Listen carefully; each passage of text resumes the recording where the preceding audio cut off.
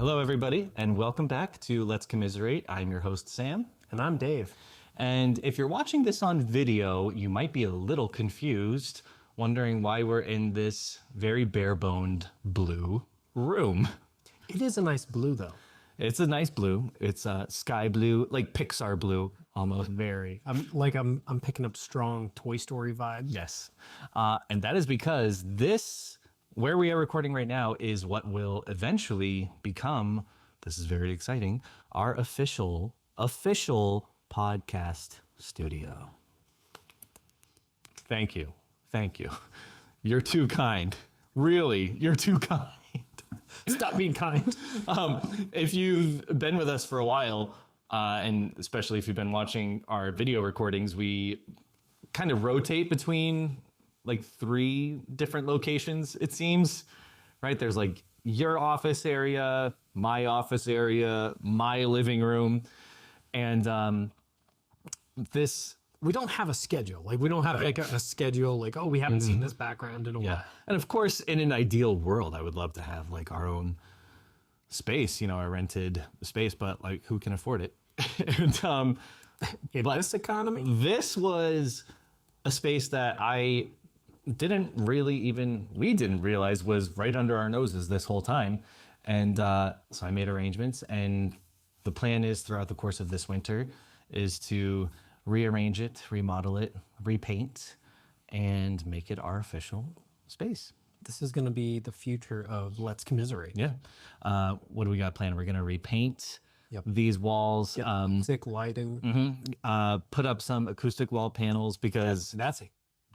this is not a sound treated room, of course. You tell, we're going to be Very reverby. through some nice filters and stuff, but as of right now, That was the thing. We had recorded in another corner of this room a few times, and I loved it. But the sound is so bad in this room. Like, I'm ashamed. Like, people that I used to work with probably listen to this and think, "Wow, Sam, like, we expect better from you." That's what I think in the back of my mind. But we're going to be taking care of that. in my work, I work with some audio engineers and technicians and stuff, and come to find out, and I'm going to try to say this with a straight face. Okay. So when you are dealing with a recording that has a lot of reverberation, that kind of echoey sound, they call that a wet recording. Yeah. Yeah. Whereas if you have a recording that's like doesn't have any reverb, it's very dry, they call it a dry recording. So right now, this is not the best because it's not ideal situations, but we're going to be looking. It's very wet. It's a very wet recording. So we're going to be getting to a point where we're going to have a nice a studio, more of a studio. Yeah. I guess. Yeah, definitely more of a studio. And, we'll have some, I would love to have like in our decor, some nice like murder mystery Easter eggs lying around in the backgrounds. I don't know. I see the vision. We'll see how much of the vision actually comes Just to have a knife on the wall. or like in Knives Out, like the whole knife wheel thing that he had or whatever that was. Well, in our case, it'll probably just be like spoons. That's like, well, knives are too expensive. That's what we can get away with here. Collector edition spoons. I say all of this to let you know that if you would like to help out, pitch in monetarily, you can now buy us a coffee. We officially have a Buy Me a Coffee link set up. It's in the description. You can also just go to buymeacoffee.com/Let's Commiserate. It'll go toward a good cause, some cans of paint. Cans of paint, lighting, furniture. Drinks. No. Yes. Coffee, obvious. Coffee, of course. Buy me a coffee. That's what we're going to... Coffee. Yeah. Because work doesn't get done unless you have caffeine. Yeah. I'm excited. It's been, believe it or not, coming up on 3 years of doing this podcast. So I feel like it's about time. Our podcast should be walking soon. Yes. Right? Yeah, it should be. We Crawling for a long haven't even hit 60 episodes yet, but Still not talking. it's okay. It's okay. This will get the ball rolling a little bit more. We have a lot to get to in today's episode, though, folks, because it's a very exciting time to be in the part of the murder mystery movie world right now, because Wake Up Dead Man was recently released, a limited release theatrically. Okay, I want to talk about that, but I'll come back to that. Yes, it's early, but let's take a short break. And when we come back, we are going to delve into our review of Wake Up Dead Man. We'll see you soon. Hi, folks, we're back. Let's talk about Wake Up Dead Man. We talked about briefly, it had a limited theatrical release because that's what Netflix does. We wanted to see it in theaters. Which actually is kind of confusing. So initially they were set to do like a full theatrical release, and then kind of like Disney has done, a month later have it set to stream on Netflix. So then, like not long before the actual date, Netflix went to Rian Johnson and said, "Hey, by the way, we're not going to do a full theatrical release. We're going to minimize it. We're going to do like a limited." And you and I mean, we looked up tickets. We said like weeks beforehand, like, oh man, we're gonna go see it in theaters because Glass Onion came out during pandemic. Still, it wasn't easy to go to the theaters at that time, so we were like, wow, we'll finally be able to go see a Knives Out film in theaters, full screen. And then I was like looking up tickets, and the closest theater was well over an hour away from me, and I'm like, I would have gone, but at what cost? I know. And so we were like, I guess we'll just wait for it to come out. We looked it up. Like AMC typically plays everything. Right. Like if it's a big budget, AAA film, AMC has it. Nothing. Absolutely nothing. It was all these kind of rinky-dink theaters, hours and hours out of the way. I was like, okay, well, if I'm gonna be paying, $20 for a movie ticket, I might as well just grab a Netflix for the month. Right. And that's what we ended up doing. That's what we ended up doing. So no, correction. I think we tried logging into my mom's Netflix. And that of course would be like, you're not, you're 6 states away. And so you bit the bullet. Thank you. And I think you just got 1 month. I just got the 1 month, the basic print, with ads. Yeah. But the nice thing is, I guess you don't see ads on Netflix only or Netflix originals. Oh, actually, it's nice. So I didn't realize that's without ads, which is nice. Yeah. Well, that's one saving grace. But I mean, the cool thing with that is, this was a long movie. Very long. So I have thoughts on that. Being able to watch it at home and being able I've got to pee. It's been hours. Yep. I'm like, pause, do your business, come back. You can't do that in the theater. I miss the days of intermissions. I don't know if you remember. We talked about this. Time movies. Gone with the Wind has a sizable intermission. That's a long. Well, it's like a 4. But it gives you time to go take care of business, go get some more popcorn, get a drink. That is the nice thing when you go to see a Broadway show. Even if you go to your local theater, and it's a 2-act play, you're going to get an intermission. I was happy I got to see the first Knives Out in theaters in 2019, before the dark times, before the pandemic. It was difficult. But so this was the 3rd installment in the series, once again, by Rian Johnson. Rian Johnson has fulfilled his contractual obligations with Netflix. Yeah. He says he'll do a 4th movie if a good idea comes to him. There doesn't seem to be any concrete plans, and apparently Daniel Craig has said he'll do it if Rian Johnson does it. So before we really delve into the movie, what were your overall thoughts?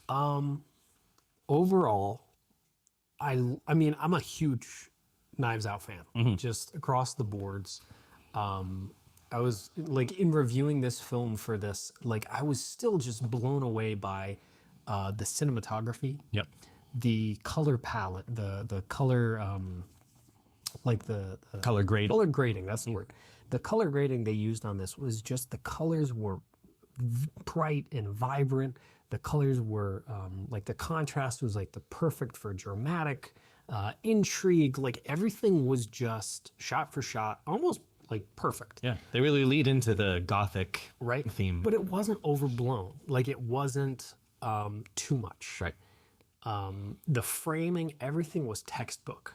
When it's a group setting or a shot or everything about it was so engaging. At no point in this movie do you stop and say, that was a weird transition or that was a weird angle. the whole time you're like, yes, this you're completely immersed in the story. Yeah. The storyline, I mean, we talked about this on the last podcast with Glass Onion, is that the movie lies to you. The movie literally shows you something that didn't happen. In this, I think Rian Johnson learned his mistake from his. I think so. Yeah. It just doesn't show you. There are a couple of times where we're like, oh, what's happening? And it doesn't show you. Yeah. It doesn't lie to you. It's more of like the fake out that is acceptable in a murder mystery movie. Like, you know, whether it's like I mean, spoilers ahead, obviously, you know, a disguise. There was only one moment where I felt a teeny tiny bit lied to, but it wasn't glaring, but we'll get to it. There were a couple times I felt deceived, but watching it a second time, I was like, no, Right. it was there. Yeah. It was there. It was just, it went by fast. So overall, again, not as good as Knives Out, the original. Right. Because nothing can. No. That movie is just bulletproof. But this, I would put it Knives Out, Wake Up Dead Man, Glass Onion. That's what I would do too. Yeah. Definitely. I mean, Glass Onion, I will still watch over like anything else that's on, you know, if I'm channel surfing and Glass Onion's on, I'll probably watch that. But yeah, not as much lying to the audience as Glass Onion. There was one reviewer I watch on YouTube. She said that these movies, they definitely focus on message more than mystery. And I do see that. But I think the characters in this were a lot more relatable than Glass Onion. Of course. Yeah, I mean, like they're all, they're millionaires and stuff. Of course. So this was like your average small town. Yeah. So I think it was easier to be like, yeah, I could see myself living there. I will say, I think this had the best cinematography out of all three films. There were some shots, especially a lot of the shots in the forest are just gorgeous. Like there was one that I actually paused. It's a moment where Josh O'Connor's character is like walking through the woods in the morning or something like that. But just like the greenery, everything, I was like, whoa, this looks like it could be a painting by just chef's kiss. There's even a shot where Josh O'Connor is monologuing in the church and you see the sun start to come up behind him through the stained glass window and shine into the church. And I was like, it makes you feel something. But I was very, very impressed. I don't know. I want to see, I'm looking really quickly, if it's the same cinematographer from the previous films. This was Steve Yedlin. Hang on. I'm going to get the answer here. I know I should have. No, that's fine. And I think one of the most amazing things about this is that Rian Johnson not only is the writer for the Knives Out series, but he's also the director. Yes. Like, not all the time that you have a writer that has such a clear vision of what they want to portray. And I watched a behind the scenes interview. I sent it to you. That he has a presence. Like when he's on set, he has a presence and he can help direct people in a way that helps their character shine. Yes. You know, sometimes you get a director that's a little bit manic and they, you know, it's almost uncomfortable having them tell you what or how to do it. But I watched some cast interviews and the bulk of them said that they signed up just for the chance to work with Rian Johnson. I will say, I don't think anybody loves Rian Johnson as much as Rian Johnson. I get little man syndrome vibes from Rian Johnson, especially when you hear him defend The Last Jedi. He like stands by everything. yeah, that's, no. Also, I just want to verify and confirm, same cinematographer for all three films. Okay. Steve Yedlin. So, which tracks? Because I think the cinematography is it was good amazing in all three films. Let's run through the casts briefly here. Daniel Craig is back as Benoit Blanc. One observation I noted, so I did a TikTok on our account of just me like live reacting as I watched the movie. It was very entertaining. Yes, I got quite a bit of backlash, but we'll get to that.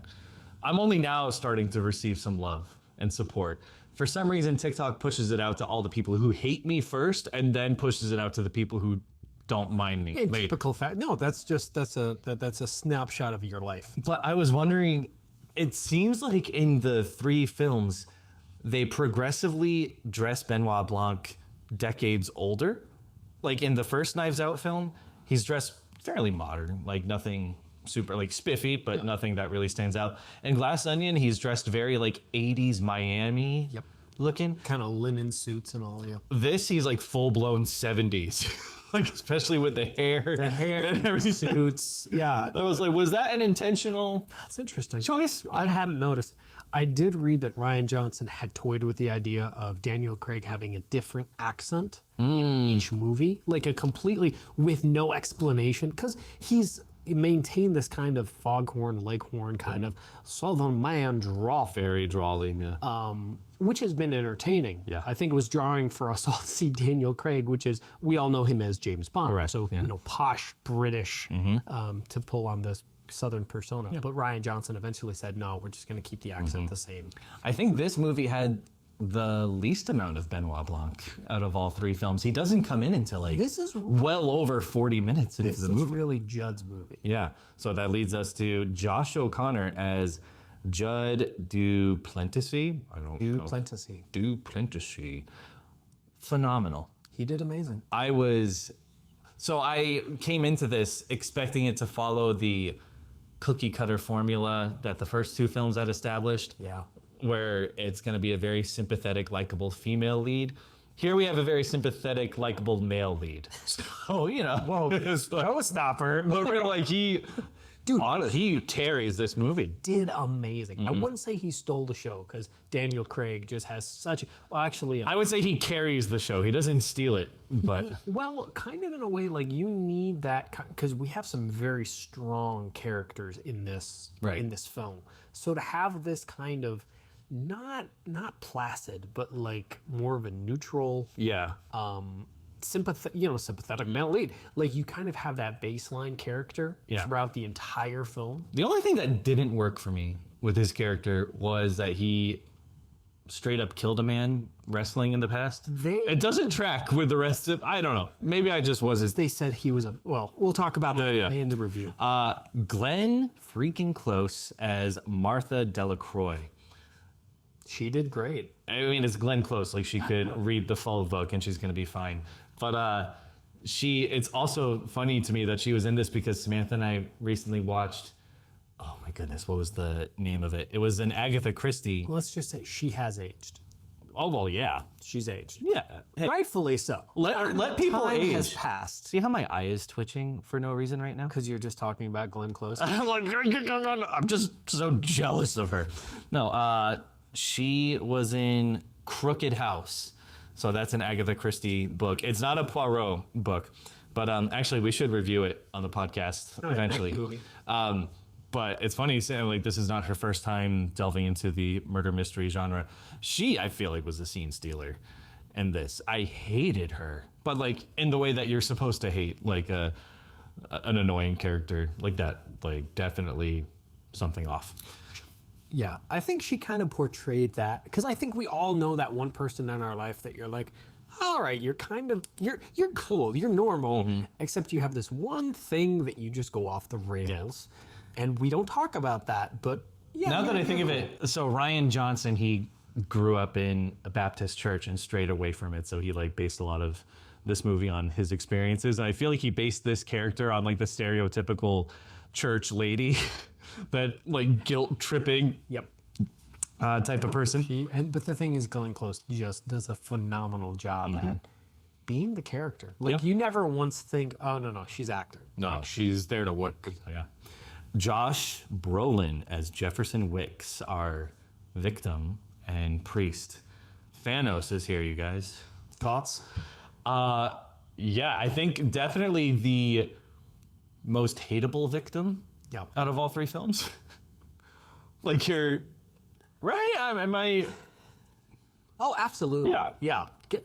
Out of the context of this three, is he the most hateable character in the Knives Out trilogy? I don't think so.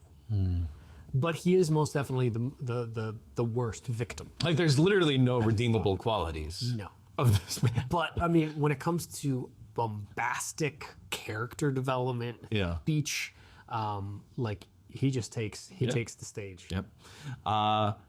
Mila Kunis as Geraldine Scott, the police chief. What were your thoughts? Minimal role. I mean, it really. not even a plot catalyst. Like she has 3 scenes She has quite a bit, actually. later in the second. I mean, in the second, third act. In the first half, in the first hour, she's not even really mentioned until she starts getting interviewed after the murder. For the second half, I mean, she did a fine job being a strong police officer. The internet is roasting her for this movie. They just I've seen so many parodies of people impersonating her in this, but it's like Mila Kunis in Wake Up Dead Man. My boys will figure that out. My boys would have seen that. Blanc, I don't understand. Blanc, I don't understand. Blanc, I don't understand. Blanc, my boys don't understand. That's funny. But I think you can chalk that up to poor writing. Do you picture Mila Kunis as a local police chief? No, I think we think of her more of love interest and stuff. But I didn't mind her in this movie. She's fine. It's a bare boned role. But the thing is, when you think, when I'm thinking about the story and the character arcs and stuff, the police chief is the last character that I'm you're intrinsic to this story. So I don't, she's not a suspect. How does she know Blanc? That's my question. But yeah. Earlier in the movie, she says, "Send my regards to so and so for the flower basket," referring to a previous case, the police officer in the first one. I can't think of that first. Yeah, but I know the. So yeah, and they refer to it, but it's kind of oh, they must be friends of friends, because they never explain why Benoit Blanc shows up to this case. Unless she's like, Blanc, I brought you in. That's all I she called him in. Okay, Jeremy Renner as Nat Sharp, the doctor. So this is his first film back since his accident. And you would never know. You would never know. Yeah. He looks great. He acts great. I was hoping for some kind of nod to the fact that Jeremy Renner cameoed in Glass Onion with his hot sauce. They didn't, and I was kind of. I thought that Benoit Blanc was gonna see him and be like, "Wow, you look familiar," But and a fun fact, Jeremy Renner. When I was looking over the cast before watching the movie, I was based off of the formula that I think these movies follow, I feel like he's gonna be our killer, because the first 2 movies, the formula, and I know it's maybe a stretch to base a formula just off of 2 movies.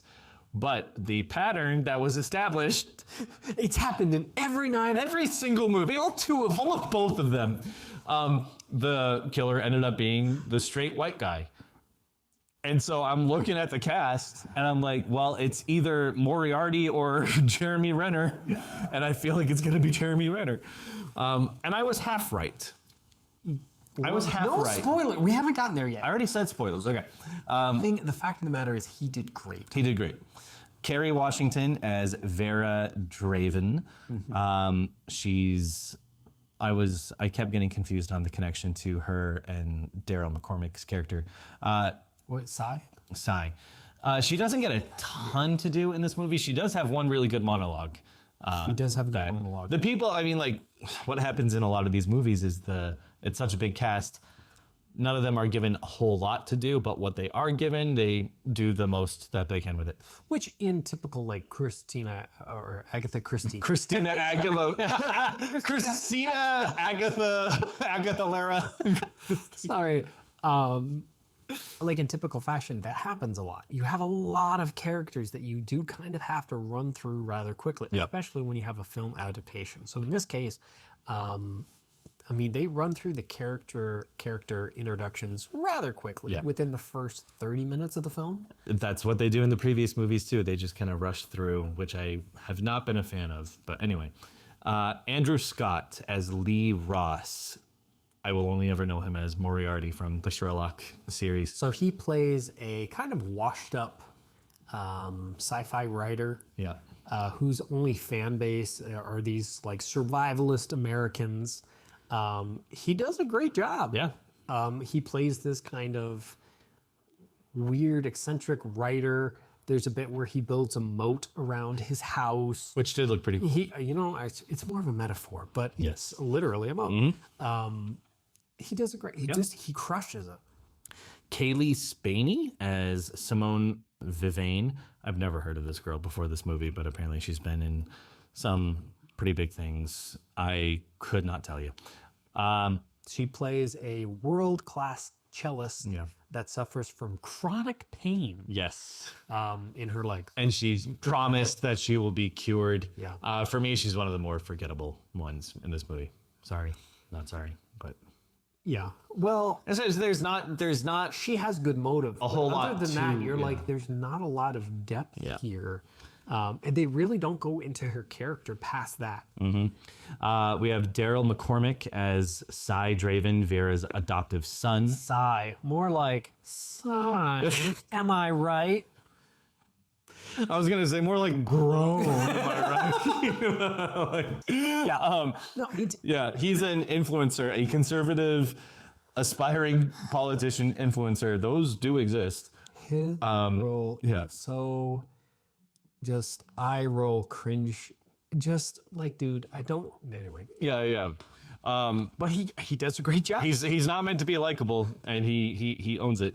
And I'll leave it with this one: Thomas Hayden Church as Samson Holt, Martha's husband. I feel like Thomas Hayden Church has maybe 5 lines in this movie. I was really, and the thing was, I mean, he did so good. I was like, I want more of him. Yeah. And it is sad because, I mean, spoiler alert, he does die like halfway through the movie. Thomas Hayden Church, he showed up, he got his check, and He took did, off. I'm like, I want more. I want more children in this. more, but I know I should. Yeah, and his last name is Church, guys. Like, let him do He it. really had a shoe in, Only production notes. I know that the church that they filmed this in was actually in England, even though this is technically set in New York, but they saw this church and were like, that would be the perfect setting. The other production note that I had was in the initial, after he punches the one priest and they take him to a gymnasium for like a intervention meeting and stuff. Yeah. That gymnasium, I forget the name of it. It's the same gymnasium that they filmed the Rick Astley's Never Gonna Give You Up. It's the same building. So it's also in England. So fun fact. All right, very nice. Okay, we'll leave it there for cast and production notes. Let's take another quick break, and when we come back, we will delve into the plot. They're not ready. I'm ready. All right.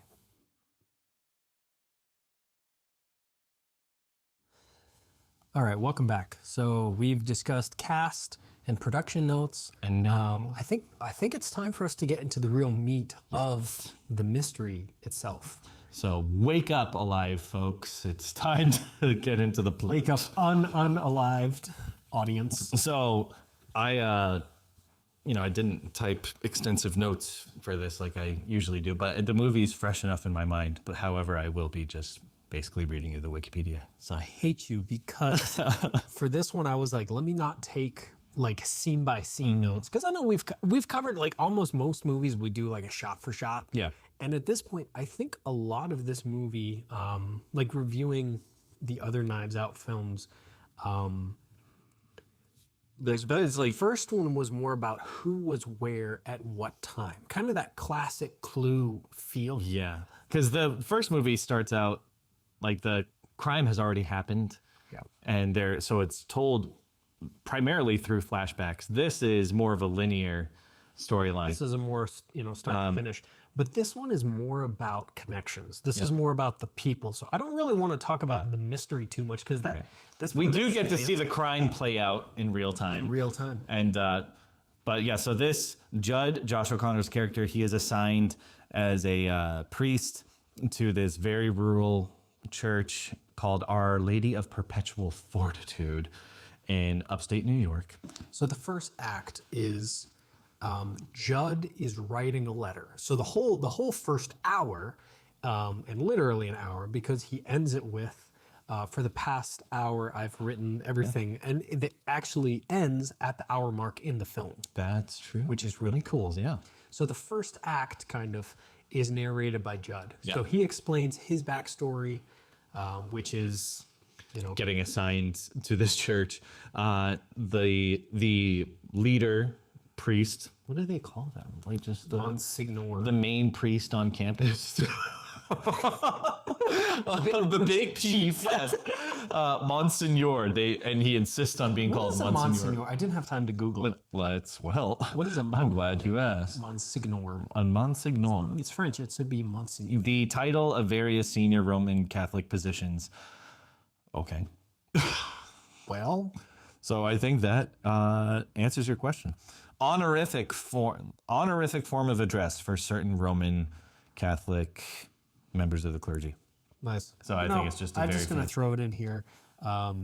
We had a class course study today. They talked about honorifics and titles and stuff. And the one guy brought up, he's like, most honorifics become hypocritical. He's like, you're like, oh, our most highest esteemed. You're like, you don't believe that. You're literally just using it to butter up. Yeah, that's true. Anyway, and that's what happens here.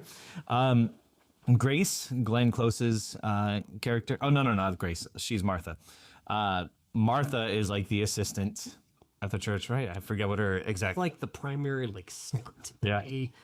organizer for the little church there. They do focus heavily on Monsignor Wicks's backstory. How I think was he an illegitimate child of Grace? That's his mom's name, Grace.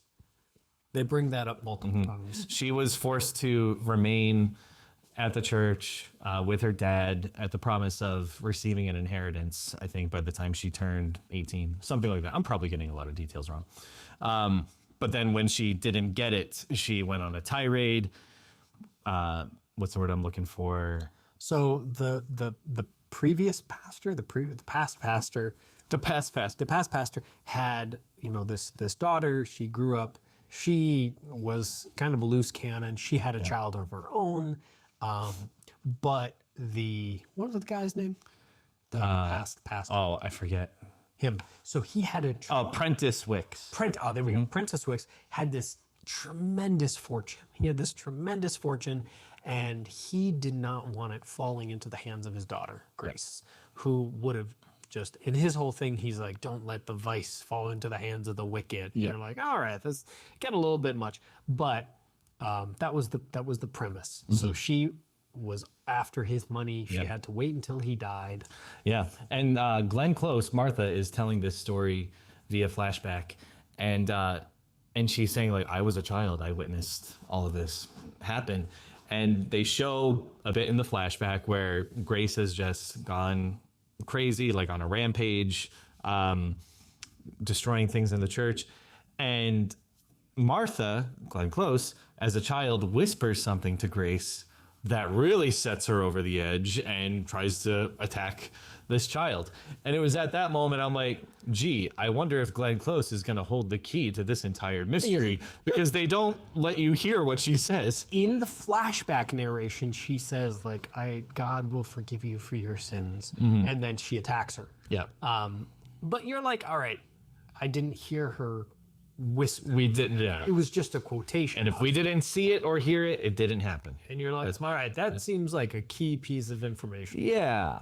And so gradually, Monsignor Wicks gradually makes Judd more and more uncomfortable as time goes on. Some very I will not go into detail. We are family friendly on this channel. Situations and circumstances. Yep. He meets the fellow churchgoers, and Judd puts it together pretty quickly that Monsignor Wicks has got something on all of these people, or they feel indebted to him for some big reason, and they will always be loyal to him no matter what. They even turn against Judd gradually. Martha primarily is the one who leads the charge, like, why don't you just go? We will be loyal to him until we die. And to be fair, like we're glazing over this really quickly. Sorry. But the build up through all of this, the dynamics between them, there's a lot of history. They say, well, they have the one little, heart to heart, and they talk about, well, it's been 9 months. 9 months that they, and there's a bunch of confrontations. There's a bunch of, not accusations, but like you can tell everybody is playing cat and mouse with this whole.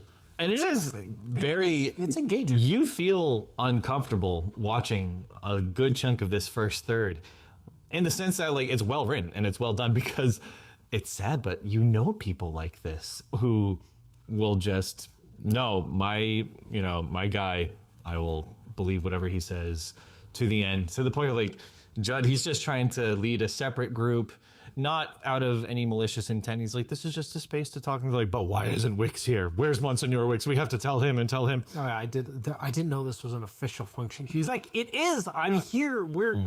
They're like, no. And then you really start seeing like they're following the man. Yeah. And not the. Anyway, it's really well done. And so I'm sure I'm glazing over a lot of critical details. Am I? Okay. Let's just. I'm trying to think if there's any key detail I'm missing here. There's a lot of like a little. And it's. I mean, Rian Johnson did such a good job at sprinkling lots of little details throughout the entire film. I will say, like, the problems I had were much of the same problems that I had with the first two movies, where like we're introduced to, all right, and here are the suspects, and we just like get a 30-second spot for each suspect. And for me, that was frustrating because I'm like, I know how these movies go. I know that none of these people are probably going to have anything to do with the crime. It's just for the sake of like, hey, look at this big ensemble cast we got, huh? Hey, Thomas Hayden Church is here. Isn't that cool? Oh, we got Jeremy Renner over here. Yeah, we got him. And I know, and the one character that they don't talk about is the murderer. Yes, I know. Like Glenn Close already had a few big, heavy moments, and you know what? Cool. I'm glad it was her that gets the attention because she is an amazing actress. She deserves it. But for me, I'm like, so having seen the first two movies, I hope I'm wrong, but I just know this is how it goes. We just rush through. Okay, here's person and motive, other person and motive, and it's all well and good. But I'm just like, it's probably not gonna amount to anything. And I was like, okay. I know I can brush all them aside and focus. Who are the characters who have actually gotten attention so far? Judd, Glenn Close, and Monsignor Wicks. These are our big three. Those are your big three. So it's probably going to be, tied to them. Yeah. And I mean, the amount of attention that they're giving Judd, you're naturally feeling, okay, he's not the suspect. No. You're not even considering him. And you're like, okay, if they do, that's going to be a huge plot twist. Yeah. They do sprinkle a lot of like little details when Judd is like, Glenn Close, like, can you go and confess your like deepest, darkest secret? Oh, yeah. Then there's a scene where she goes in for a confession and she tells, and what's his name? Church comes out. And Wicks. Yeah. Wicks. Church comes, him, the dude. Wicks comes out in a shock. Yes. And they go through that so quickly.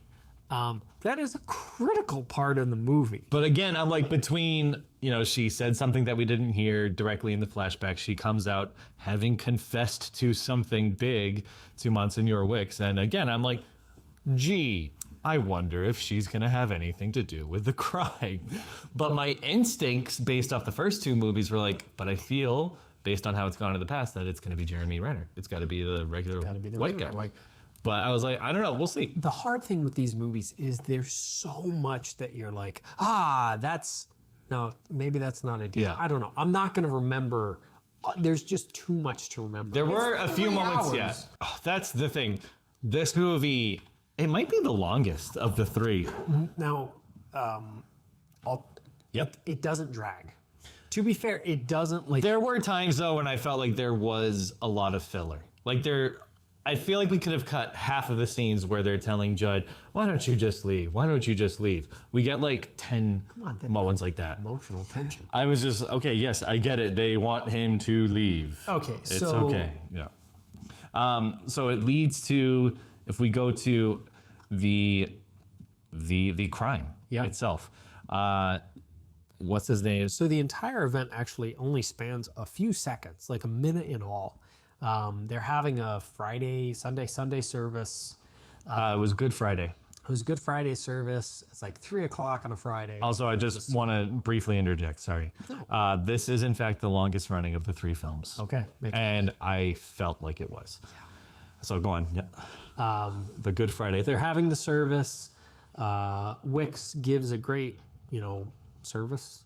sermon, and then he steps off into a little closet. Well, it's not a great sermon. It's him like yelling. Oh, actually, no. Judd talks about that. He's like, he's unhinged. He's, not his normal. We should mention before this occurred that Wicks had a secret meeting with all of these people, and when Judd showed up, he was like, "Get out, get out!" Like because he was talking about like feeling betrayed by them.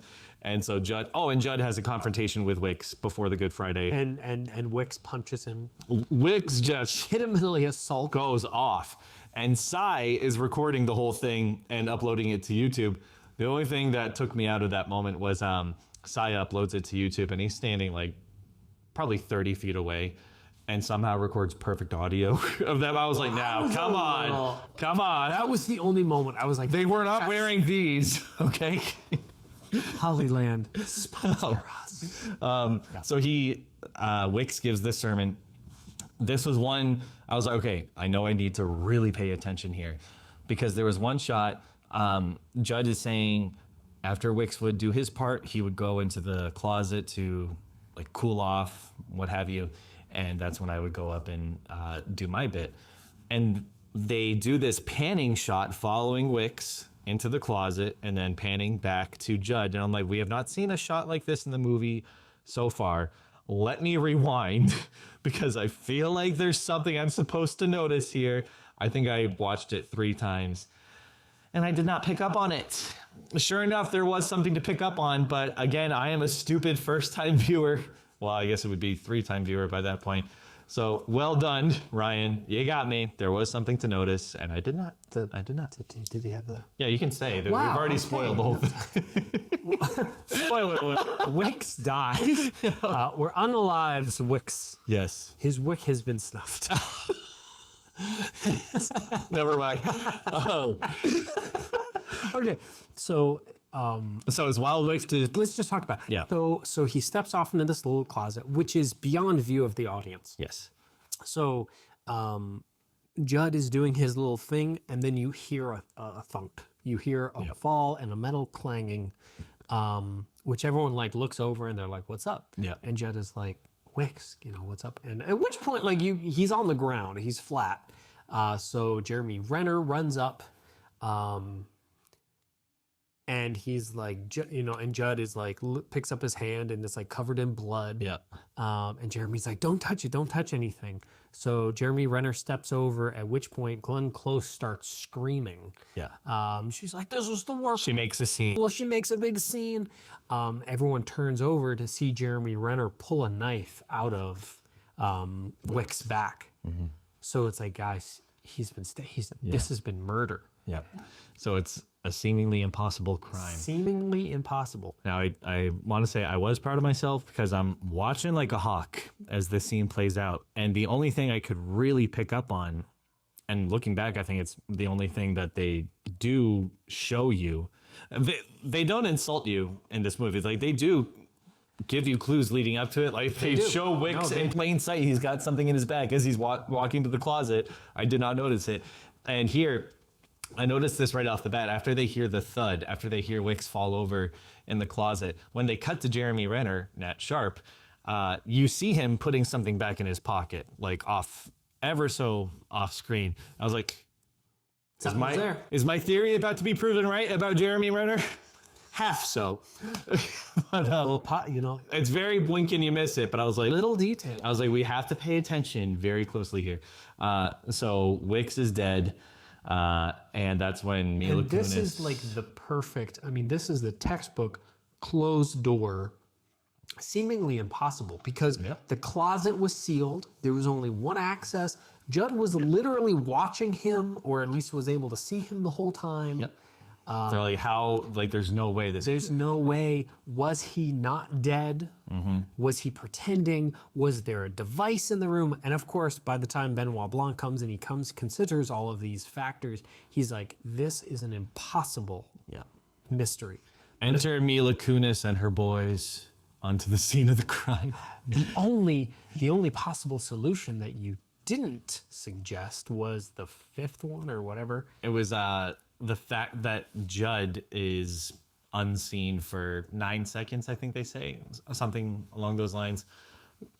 that's their only option. We really jumped ahead there. So we're going to jump. They have the police interviews with everyone, and they're like, hey, look, Judd, everyone in town hates you. Cy has uploaded your video where you literally threaten Wicks and say, I'm going to cut you out like a cancer. The whole bit. So now the whole town has turned on Judd. Judd eventually meets Daniel Craig. Yes. 40 minutes into this movie. Pretty late. It was a long time. They kind of combine forces, and Daniel Craig is like, look, you're a soft soul, a sweet soul. Like there's no way you would hurt a fly, but let's Yeah.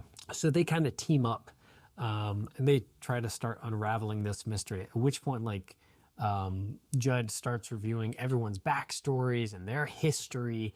So you get a pretty nice portrait of everybody. And sprinkled throughout, the dynamic between Benoit Blanc and Judd is probably the most interesting dynamic between Benoit Blanc and like the main protagonist of all three films, because Benoit Blanc makes it very clear he is not a religious man, and Judd is like, well, why? What is nicely done in this movie is that it respects both sides. It doesn't make either side look stupid. And so they have very like respectful conversations. It's not that like one side like converts to the other in the end or anything. Like they still stay who they are, but just like more respectful and understanding. I feel like their conversations throughout the film were some of the most realistic and like considerate. They're like, they just see their dynamic was so natural. You're like, yeah, I could see this happen. They're the type of conversations you wish more people would have, like just being respectful, because now it's like, you don't believe what I believe, you're an idiot. No, you don't believe what I believe, so you're an idiot. So I think it was kind of like aspiring to what we wish we could see in today's world. But that's, we're getting deep. Hear ye. So the investigation really begins to make Judd unravel. He has not slept, and it's really starting to He's cracking. get to him. So let me see. When he returns to his rectory, and I've never heard that word before, by the way, I had to look it up. Like a dormitory of a church. Yeah, the place he lives in. Judd worries that before this, Judd, after he gets a phone call, or not gets a phone call, but he calls to see like, wait, his casket was ordered before this even happened. And so that's the first sign, like something is up. And they flash back to what really went down in the meeting that Wicks had with everybody, where Wicks reveals, or what's her name? Kerry Washington's character, Vera. She reveals that Cy is actually Wicks's illegitimate son. And Wicks has decided to embrace it. But then he calls everybody out for what he believes they owe him or something along those lines. And again, this was a third indicator that something is up with Glenn Close, because he flat out tells Jeremy Renner's character what he's got on him, Moriarty's character, what he's got on him, Kerry Washington, everybody in the room. When he gets to Glenn Close, they exchange a look. And she's looking at him like, please don't say the thing that you have on me. Again, I'm like, gee, I wonder if she's going to have something to do with it. Who has blackmail except the Glenn Close? Strange. After that, they go back to the present, flash forward, and so Judd has a conversation with the lady who works with the caskets. She actually asks him to pray for him. And for him, it's like you know what? This is what I'm here for. I'm done with this investigation. It's a work call. Yeah. 2 hours later, he comes out. Yeah. I love Blanc is visibly like, okay.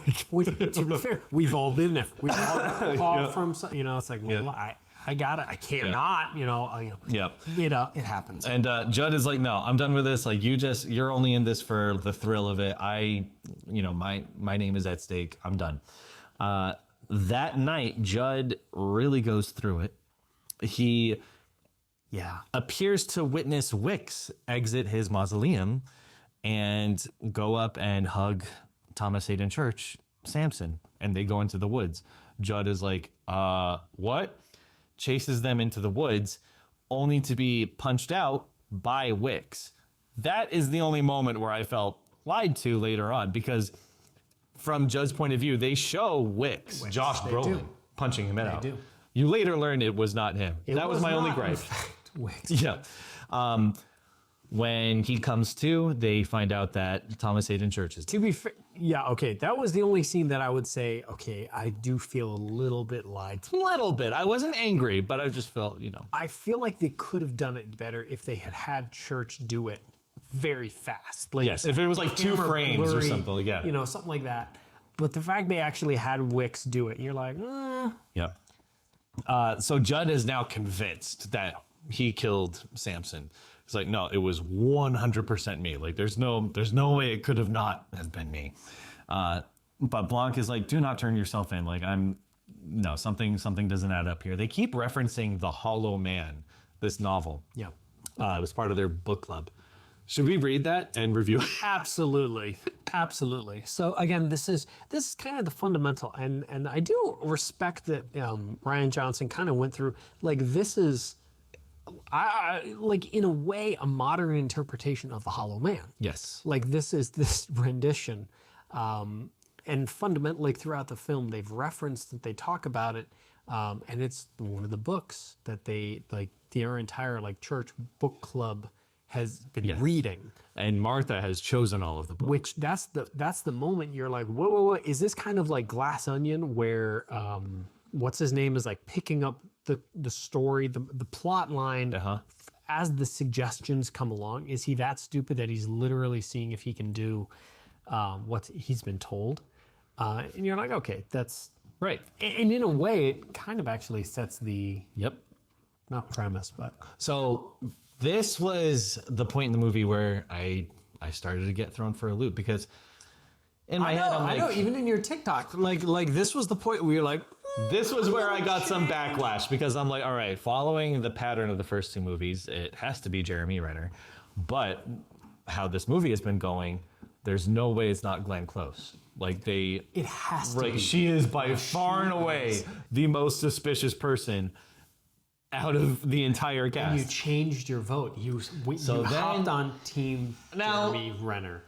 This was where I got, a bit of backlash, because people start to get notified that Wicks has risen. Yeah. And then it cuts to this scene where Lee gets called. What is Moriarty's actor's name? I really should know it. Andrew Scott. Andrews. I'm sorry, he's Moriarty. He's Andrew, Moriarty. we love you. We really do. A wonderful actor. Yeah. If you're ever free for dinner, feel free to come on over. We'd love to have you here in the Let's Commiserate podcast room. So actually, I feel like I blame you a little bit for what happened next, because I remembered what you said in our Glass Onion review about how when you started that, I was like, oh God, he's referencing. Yeah. Oh yeah. I mean, was I wrong for doing that? You're not wrong. I was not wrong, but I wasn't right. Apple, as you informed me, they do not like to have villains portrayed using iPhones. And Andrew Scott's character, gets a phone call on his Android phone. So in that moment, I was like, oh, so it's got to be him. And I think I told you leading out to it, I'm like, well, I guess it's whoever has an Android is going to be the killer. I know, we talked about that. So from there on, I was like, you know what? It's probably going to be some crazy way that's very insulting to the audience that it was him all along because he has an Android. Now, to be fair, this is the first Knives Out in the series, the long-running series, very long series, 3, that this was a multi-party. Yes, where 2 people party, murder. Mm-hmm. In the last 2, it's always come down to 1. There's been a lot of. But then, like differences, attachments. But then, what threw me off was Jeremy Renner gets a phone call on his iPhone. Yeah. And so I was like, "Wait, so he's not the killer?" And I'm like, "Dang you, Apple!"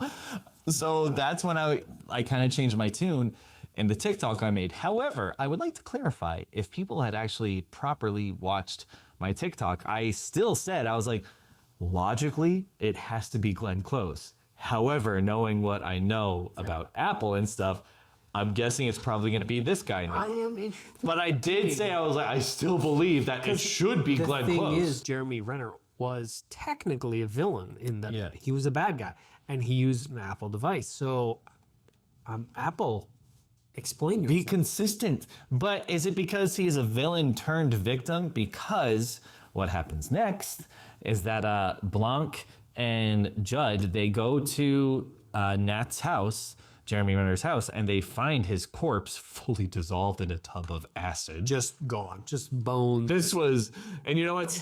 So they find Wicks drowning. Am I allowed to say that? Yeah. Like unaliving Jeremy Renner's character in a vat of acid. Yeah. So Wicks is dead. His arms are gone. Yep.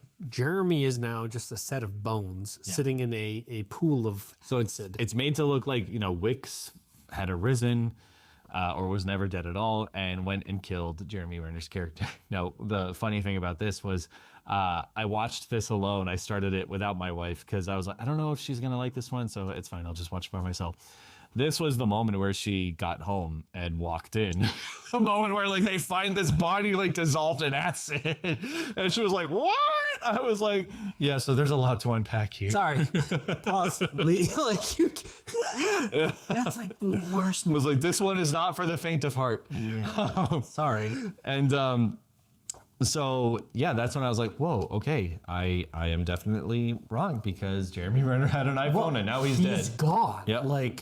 How is he the victim? So now Judd is like, I'm confessing. We're going to gather everyone into church. And this is when... Because then you get that closed door. You get that monologue. Because every movie, you have to have... The big reveal. The Poirot. That's what they call it. Let's call everybody in the same room. And I'm going to tell you from start to finish what happened and what everyone here did. And they kind of do that. And they even play it up leading up to that movie. They're like, Benoit Blanc, you're dramatic. You want to have your big moment where you reveal it. And he's like, yeah, that's what he ends up. That's kind of what I do. So, okay, before we get to the big reveal, let's take one more break. And that'd be good. When we come back, all will be revealed. We've already spoiled it for you, but you should come back anyway. No, we haven't talked about who. Well, yeah. We did. We did. Yeah. Yeah, we'll see you in a minute.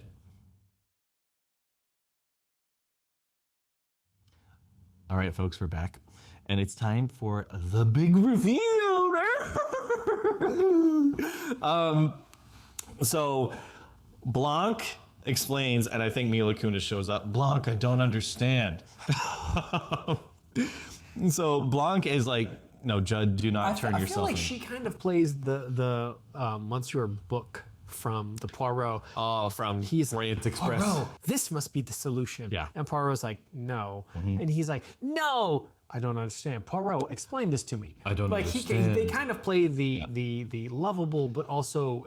They're kind of like the surrogate audience, in the movie to bounce off of.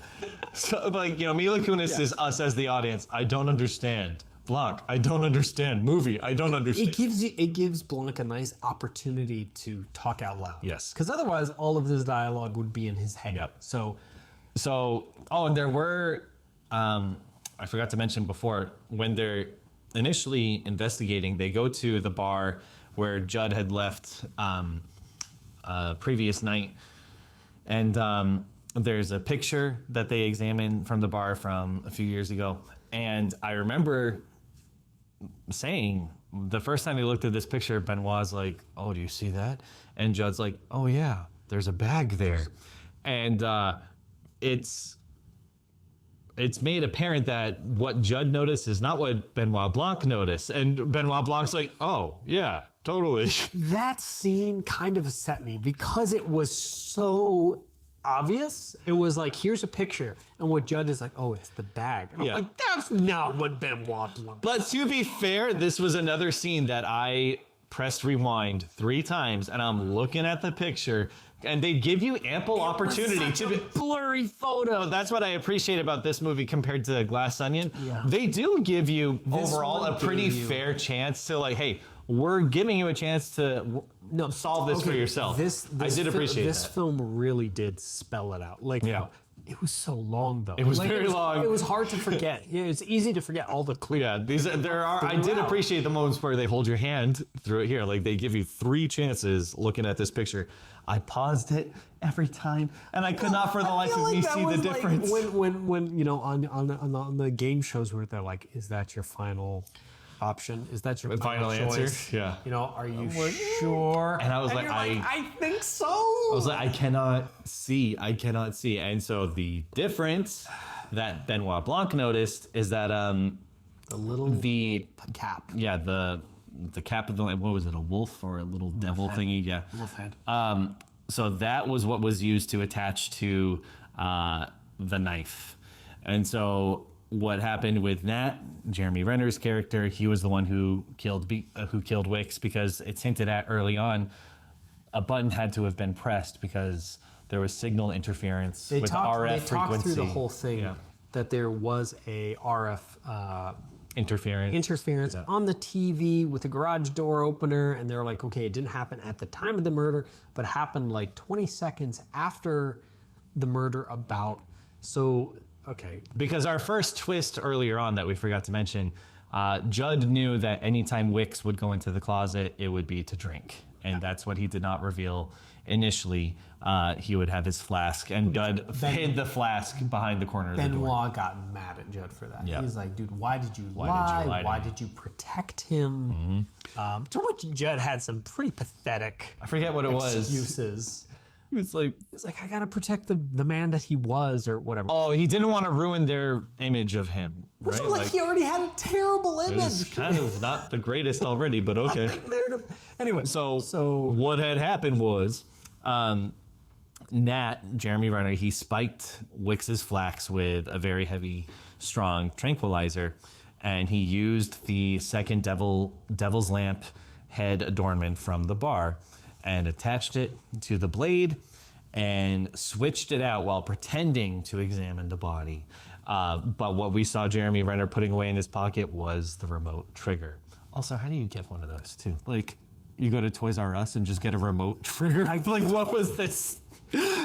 just triggers on us. Yeah. No, I mean you can make a pretty simple. You get a garage door opener, and it's literally just a button. You Yeah, okay. batteries. It sets up. That's fine. I'll take it. Getting like a power actuated blood vessel popper.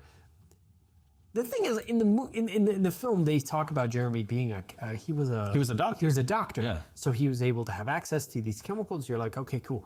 I didn't know he was an electronics engineer. Apparently, yeah. It does drive me a little bonkers, and bonkers is a good word. It's also a great TV show.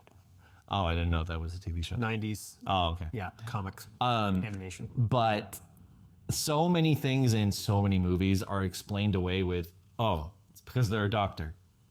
So many like survival movies, like, oh, we're stranded on a desert island, but good thing I'm a doctor because I know exactly what call to do. him Doc. That was, Hey, Doc. so I was getting my hair cut the other day, and Castaway. It's good, by the Thank way. you. Castaway was Good movie. It was on TV the other night. Justin and I watched it. It's great. so we might have watched it at the same time. Tom Hanks. I love it.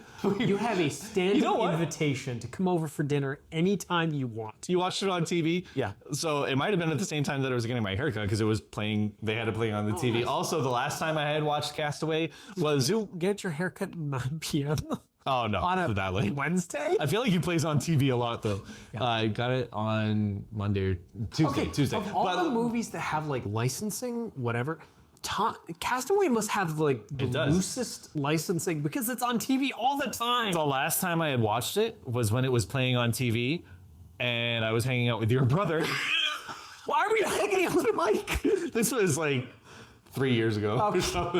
Wow, I'm less mad. Okay, so go back. I was going to say, what I appreciate about that movie is that it's showing like an average Joe having to survive. Like, it's not like, good thing I'm a doctor, you know. Average Tom. An average Tom. Where he performs medical operations Yes, and on like, himself. He is all of us. Yes. Like, just, okay, what would I do if I was actually stranded? love that. But it's not like, I think of The Shallows with Blake Lively, where she's like, you know, stuck on the island being terrorized by this shark. But good thing she's a doctor, because she knows exactly what to do when she gets injured.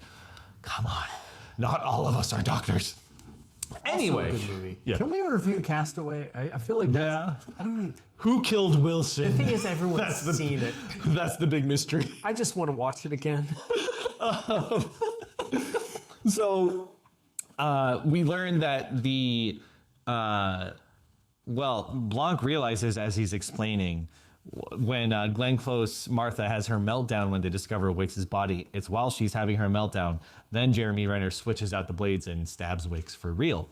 And but then Blanc stops. He's like, you know what? I can't reveal the rest of this. What I do appreciate about, and this was the first movie, and I think that ties back to their like, Blanc, you just want your big moment and stuff. Yeah. At this point, he just kind of sits down and he says, I can't solve this. Yeah. This is impossible. And everyone leaves and stuff. And then later he pulls Judd aside and he's like, no, I know who did this. Yep. But I just didn't want to reveal it in front of the room. Yep. So at that point, Glenn Close is sitting there. No, she walks in. Yeah, she comes in. So it's Glenn Close, it's Judd, and it's Benoit Blanc. Yeah. And it's at that moment that I was like, oh, okay. And I had such mixed feelings because I'm like, yes, I did get sidetracked by the android distraction there. I was disappointed that the person who was so very clearly the most suspicious throughout the entire movie turned out to be the culprit all along. I'm a little upset about that. And that's when I got backlash. People were commenting like, you changed your guess like, 10 times. So I'd say the movie did a pretty good job. Okay, to be fair, I was like, I'm not saying it was bad. I was like, and if you had watched carefully, I kept saying like, all right, now logically it should still be Glenn Close, but they're doing things that they did in the previous movies. So I'm like, you won on a technicality. Thank you. Which everyone knows. While you still get the championship trophy, nobody's happy about it. But what drives me nuts is like, I think people have this misconception that just because a movie has a big twist doesn't mean it's good. A twist, like just because a twist is very twisty, doesn't make for good writing. The twist has to make sense. But I feel like it did pretty well. So so Glenn Close comes in and she talks about how she knows and she gives It all makes sense. she gives you the missing pieces. Yeah. Well, I'm saying the distractions mostly. Like the distractions are not what makes for good writing. Like just because the red herring. just because it got me a little sidetracked doesn't equate to excellent writing. Now, to be fair, if you didn't know the Apple factor, which is technically not in the movie, that's technically not in the film. If I didn't know the Apple factor, I can say with full certainty I still would have said, okay, it's definitely Glenn Close. The only person who clearly has shown that they have something to hide, which like I they don't confessed know if something you earlier. Call this because this was kind of a two-part murder. Right. Person murder. Yeah. There was no one person did, because Glenn Close did it, but she couldn't have done it without Jeremy Renner. Yes. So that's when I reassured myself. I was like, So I was this right is twice because Jeremy Renner, he was in on it. Yep. So this is the first Knives Out film that there's technically two. Correct. Well, the first one is kind of a murder-suicide.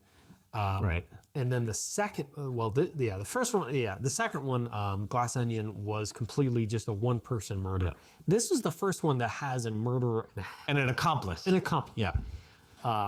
Which was a plot twist. Yes. At least in the Rian Johnson. And so they kept saying, they kept referring back to, and Psy especially was after, what do they call it? Eve's Apple. Eve's Apple. The inheritance, the treasure that had been hidden, yeah. And Not Patience. the what? The dad. Oh, Prentice. Prentice. Yeah. So Prentice, Eve's Apple all along was this giant diamond. I mean, massive. This jewel was. This thing was gargantuan. Yeah. Yeah. And he, when Martha was a child, he took his own life by swallowing this diamond, basically saying like nobody should have this. And it's a beautiful, like rose-colored. It was gorgeous. Yeah. And Grace Swallows it. Wix's mother, that's what she was after all along. So that's why she went through, vandalizing the church.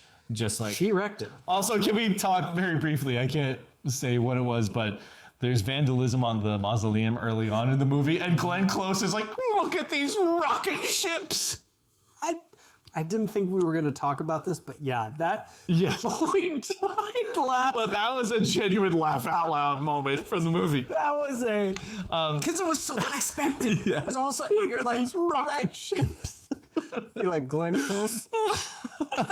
Like Judd and the gardener, they looked at each other and they kind of like They're like, well, let's not tell her. Yeah.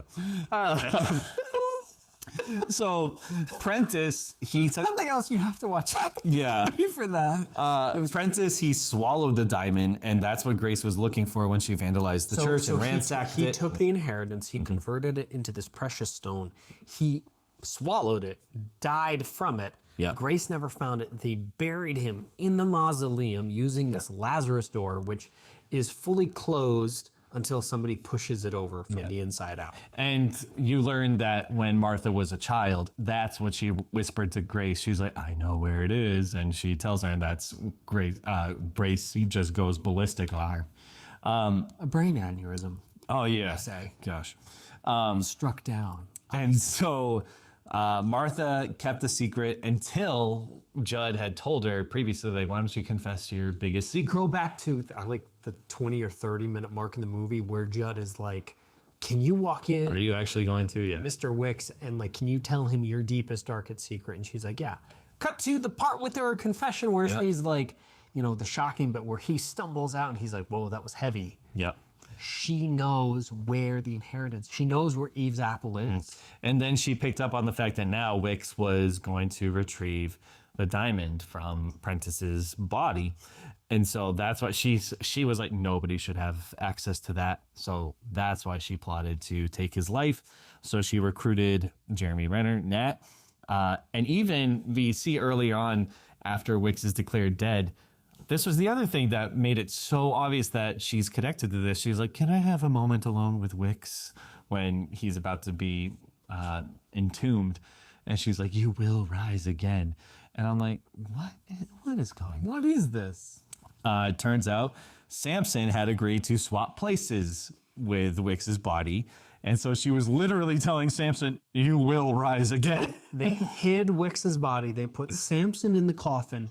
They buried the coffin in the mausoleum. Samson just kept his phone on him and waited out the... He's a homie. Yeah, he was loyal. Hope he had some snacks. Yeah. And so they staged it to look like Wicks had risen to restore people's faith in the church. And so that's why they made it such a big deal. But the plan was to destroy the diamond afterward, but they really play up that it's Eve's apple, like it's temptation. And so Nat, Jeremy Renner, once he saw the diamond, he couldn't resist the temptation. So he was the one who killed Samson to keep that diamond for himself. And that's when Judd was framed. It was here. Nice. Yeah. And it was here when Judd is chasing who he thinks to be Wicks and Samson, I think, in the forest. Mm-hmm. Who he thinks was Wicks punching me out was actually Samson. That was the part where I was like, we were lied to. You realize they both have big, crazy... I was like, wow.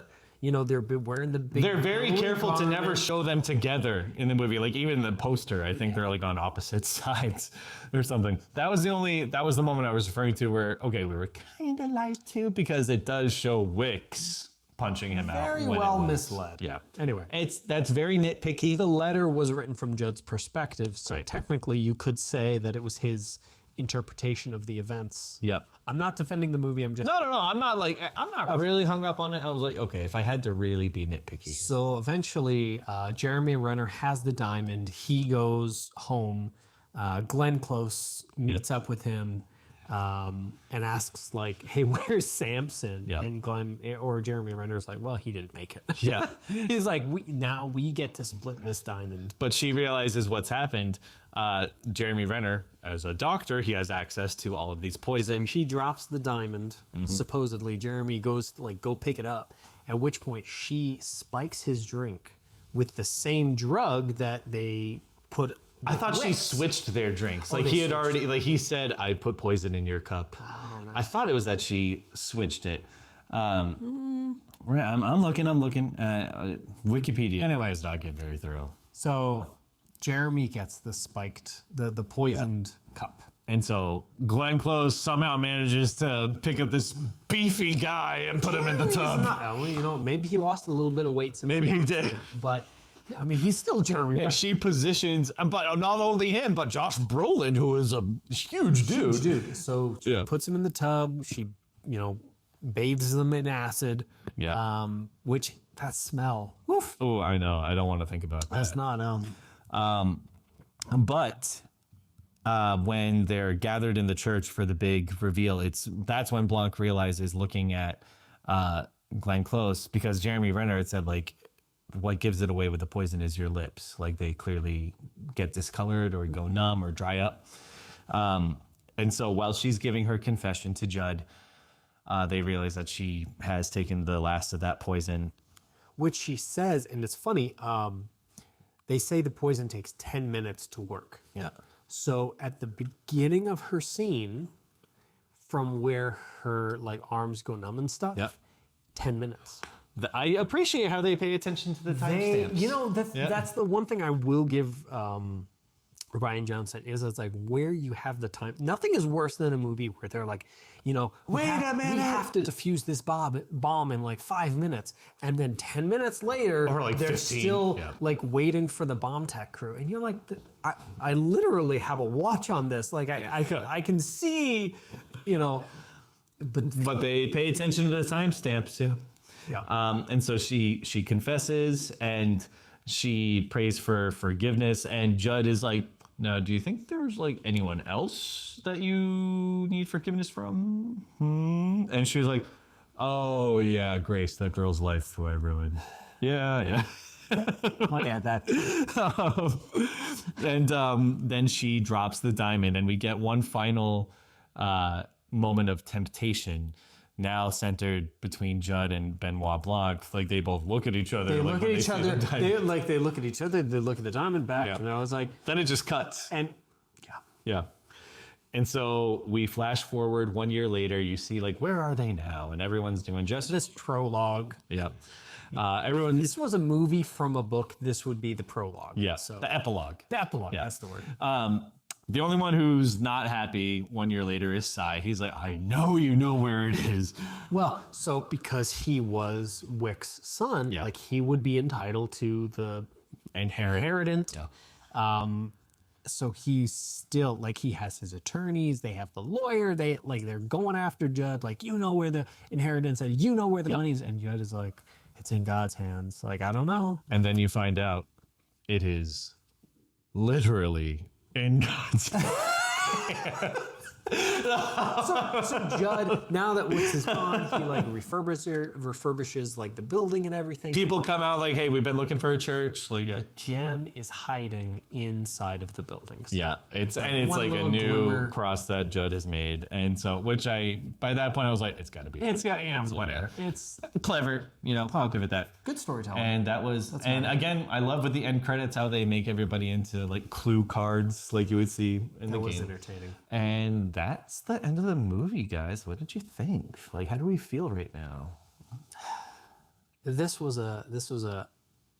I feel like the first half was. I don't want to say slow. Like it was evenly paced. Like you got all the care. The middle was a little bit. There were sections. They're like, okay, look, let's get point. Right. The last quarter, the last third, moved so fast. Yeah. It was a little bit of a blur to keep up with. Like, no, that's facts and people and connections and stuff. So by the end of it, it gave you a satisfying feeling because you had this rush of information, Yeah. but it didn't give you time. Kind of like I feel like in Glass Onion, like you were with Benoit, like In real time. yeah, and you were like kind of scratching your head with Daniel Craig. You're like, this doesn't make sense. Like, what's going on? And he walks you through, and you're like, finally, like you make the connection with him. Yes. Whereas in this, like Daniel Craig obviously knows.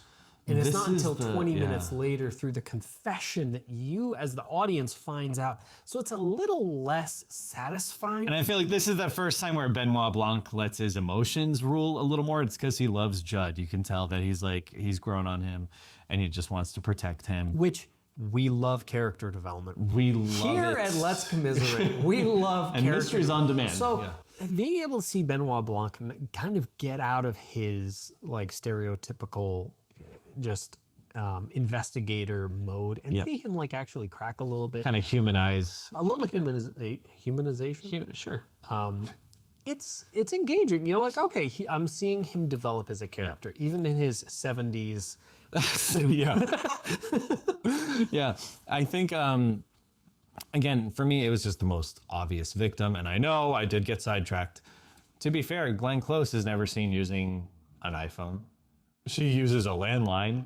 But somebody did point out to me that she does text at some point during one of the secret meetings. I don't know She if does. it was an She Android does. or She not. texts. She texts months I and don't more. think they really show Yeah, I think they carefully considered it. anymore. They've gotten like the backs of them. It's universal. Can you tell what this is? Yes. Like you can with the little Apple. Yeah. But like if you have like a clean case with like one lens or three lenses, it's like okay, I don't know what phone you saw. So it was the most obvious culprit for me, but the way they revealed it was still satisfying. Like it was still a very well crafted mystery. For me, the quality of a movie is like on the ranking. Okay, was it good? Yes, it was fantastic. Would I watch it again? I was Gonna see that. But you know, and we talked about it earlier. Castaway yeah. has that ability. Like you The know it, rewatchability, you've yeah. seen it 100 times, and I will watch it 100 times more because it is that good. Yeah. This movie, I think I could watch maybe 2 or 3 times, and then I'm done. For me, that was like my initial thoughts after I turned it off. I was like, I'm not in a rush to not watch in a- that again. yeah. Like I had an okay time. I wouldn't say I had a great time. Glass Onion, as many gripes as I have with it, it's still fun to watch. And like the colors pop off the screen. It's a fun setting. Beautiful. Knives Out, of course, I'll watch anytime. This one, I was like, I just didn't have a great time. But Well, you know, don't call me. I'll call you. You know. Well, first of all, it's a kind of a commitment. It's 3 hours. Very long. 2:45. It's a small town murder. The story itself is once you get through all of once you bake the mystery actually down to its core elements, Yep. it's actually very straightforward. Yes. Father, It's just very dark. money, yeah. like the threads that they wove throughout it are very well done. But at the end of the day, you're like, okay, this is a pretty simple Yeah. a mystery. Can you watch it twice, see some things, some elements, watch it 3 times, maybe pick up on some, Some other things you hidden didn't Easter notice. Yeah. eggs. Great. But I'm not going to watch it 4 or 5, multiple times. No. in We'll see how we that feel a year from respects, Yeah. I'm interested in seeing how this ages. Yep. Because Yep. like Knives Out has aged Knives pretty well. Out has aged so well. Yep. Glass Onion, not so well. You don't really hear people talking about it. Yep. So I'm interested in seeing where this lands in the grand scheme of cinematography. Well, I think that does it for us, folks. That's a pretty good. I think we're closer to our 1 hour goal than we have tried. been I have no in idea. a while. But anyway, thank you for commiserating with us. Please comment and let us know what you thought of this episode, or you can send us an email at ondemandmysteries@gmail.com letting us know what you think we should review next. Be sure to subscribe to us wherever you get your podcasts, and you can also follow us on TikTok and Instagram at Mysteries on Demand for bonus content. And remember to check out our Etsy shop, Mysteries on Demand, so that you can try out our Whodunit party kits. And finally, you can buy us a coffee if you'd like to support our studio remodel at buymeacoffee.com/Let's Commiserate. Dave, sign us off. We are so glad to have had you join us with this review of Knives Out, Wake Up Dead Man. And we look forward to, hopefully, Rian Johnson's next movie, If that ever unannounced Netflix 4th movie deal. But until then, thanks for tying in. We look forward to seeing you again.